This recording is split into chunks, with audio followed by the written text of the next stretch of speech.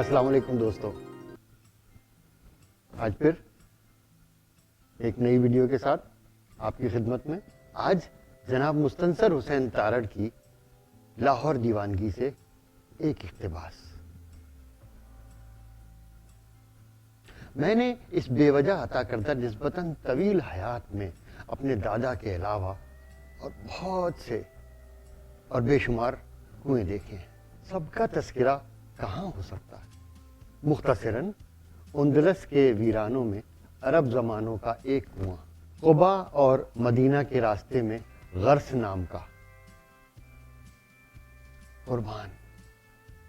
कुर्बान वो कुआं जहां मुसाफत के दौरान कस्बा का सवार दम लेता था, 2 घूंट पानी पीता था और अक्सर उसकी मुंडेर पर बैठकर अपनी टांगे कुएं के पानियों से खून करता था।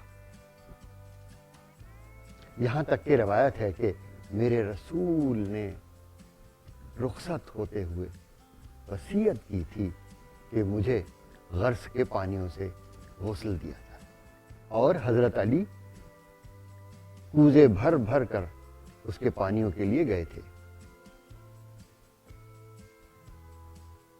और फिर सलमान फारसी का कुआं था जिसे मैंने न देखा, जो नाबूद होने को था, और सबसे आला और मुसलमानों की प्यास बुझाने वाला उस्मान गनी का खरीद करदा वो कुआं है जिस पर आज एक भद्दी सी मोटर लगी हुई है और इसके करीब जाने की इजाजत नहीं है। इनमें पूरन भगत के कुएं को भी शामिल कर लीजिए, जहां आज भी बे औलाद औरतें हाजिरी देती हैं और उसके पानियों से गुस्ल करती हैं कि शायद पूरन के तुफैल औलाद नसीब हो जाए। इन सब कुओं में एक एहसास मुश्तरक होता है। उनमें झांकिए तो पाताल में से एक महक उठती है। नस्ल इंसानी से जात पात की तखसीस के बगैर मोहब्बत की एक कायनाती सच्चाई और वहदानियत।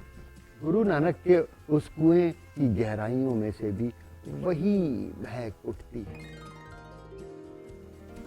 जनाब मुस्तनसर हुसैन तारड़ साहब के सुनहरी उल्लू का शहर से एक इक़्तिबास।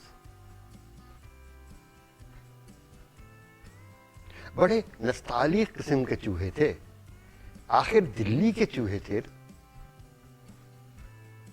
अदब व आदाब का बेहद ख्याल रखते थे। ये चलते तो दबे पांव चलते थे, आवाज तक नहीं आती थी। मेरी रजाई पर कूदते थे तो एहतियात करते थे कि उसके नीचे जो पाकिस्तानी आबगीना है उसे ठेस न लग जाए।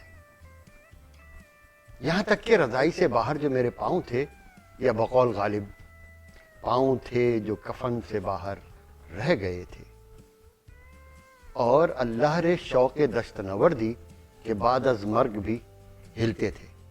तो इन पाँवों को जब वो नस्तालिक चूहे अपने दांतों से कुतरने का इरादा बांधते तो शायद पहले आदाब बजा लाते थे और फिर खुसूसी तवज्जो मेरे अंगूठे पर मरकूज करके उस पर दांत रखते तो कैसी नफासत और करीने से रखते थे कि काटते नहीं थे, बस यूं ही पपोल कर अंगूठे को चख कर छोड़ देते थे। और सुभान अल्लाह ची ची भी करते तो शीन काफ दुरुस्त रखते थे। अगरचे ची ची में न शीन आता है न काफ, उसके बावजूद उन्हें दुरुस्त रखना बस उन्हीं का हिस्सा था। भला कोई पंजाब के चूहे थोड़ी थे कि कुछ दीद लिहाज न करते और धमा चौकड़ी मचाते बल्ले बल्ले करते रहते।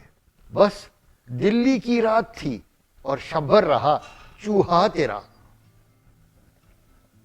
कयास है कि जब पौ फटी होगी, सवेर की मध्यम लो लकड़ियों के तख्तों की दर्जों में से कमरे में फैली होगी, तो इन चूहों ने बचश्म नम मुझसे रुखसत होते हुए माजरत जरूर की होगी कि हजरत अगर कोई गुस्ताखी सरजद हुई तो लिल्लाह माफ फरमाइएगा कि आपको बेजा शब्भर زحمت دی. انشاءاللہ اگلی شب پھر حاضر ہوں گے. تب تک کے لیے اجازت عنایت کیجیے. یہ دلی میں میری پہلی شب تھی. تو یہ تھا سنہری الو کا شہر سے اقتباس. پھر کسی ایسی ہی اچھی سی ویڈیو میں آپ کا ساتھ رہے گا. تب تک کے لیے شریف فریدی آپ سے وداع چاہتا ہے. اللہ حافظ.